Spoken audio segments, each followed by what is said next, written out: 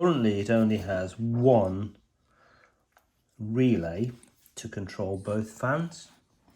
I would prefer to have both fans running off their own relay.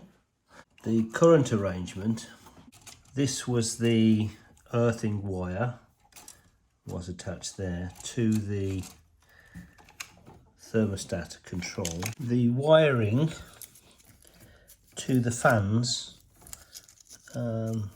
leaves a lot to be desired.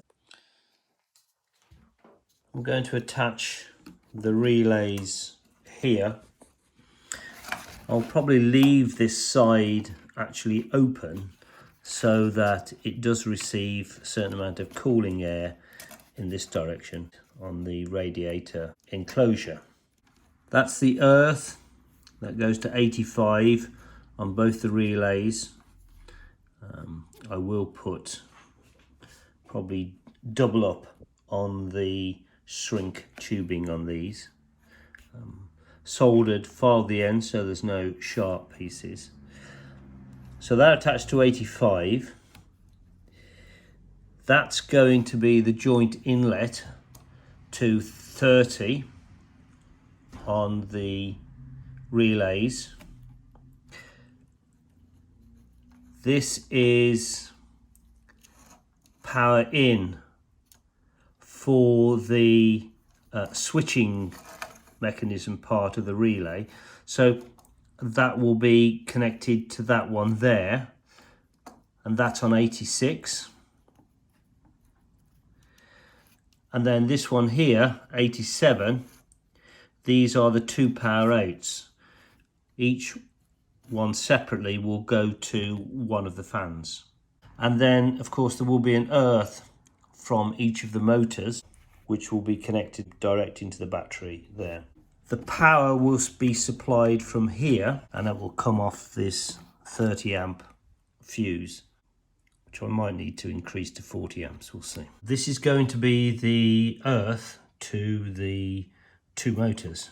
The cable is a modern cable, but it's covered in a fabric to go with an older car. There's a single wire, this one here, that's going straight the way through, and I've teed off here, so I've just opened some of the cable, soldered this other earth lead on, which will go to the second fan, approximately there, and then it will come back all the way underneath the rest of this stuff and will be connected to here. So it will have a direct earth connection. I'm going to locate that controller on this side. The relays are on that side. These have all been connected together, soldered, and a shrink tube put on top. These two blue wires I will lead over here in the same aspect as the earthing wires. They'll lead down to the motors. This here is the negative side of the switching mechanism. This is going to be connected to the controller over there. I'm going to use green with a yellow stripe. Red would be better, but I just don't happen to have any. But in any event, I'm going to cover all this when it's done in that black cloth tape. So this one will come back and be fed from, say, this blue wire. The other motor will be fed from the other blue wire. These aren't operated through the ignition. I have inside the cabin a battery cutoff switch, which I regularly use. Finished the wiring. Each one of these leads to a fan. All four of these, they're fed from this fuse here, which is a 30 amp. There are actually fuses that go in these relays. Although these are 40 amp relays, if I change the fuses to 20 amps, that means there's just plenty of capacity in the relay.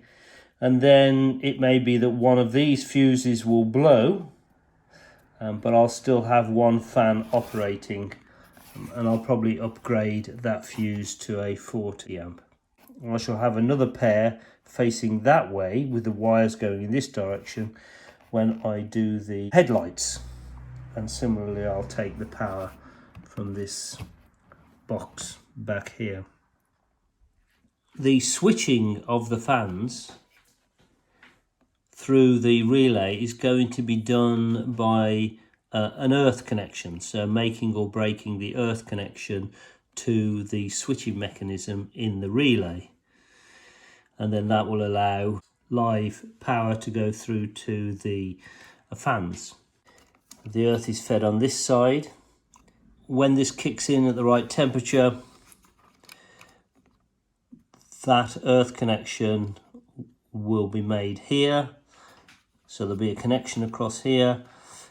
Once that earth is made, that wire there goes back across the top here to the relay, so the relay will switch on. But also it's got an additional wire which will go into the cabin and a switch in the cabin, and that means that I can switch it on manually. If you've watched any of the other videos, you may know I've already established a route in, which is where the speedometer cable passes into the cabin. So having put that wire in, I can now just pull this earth wire through.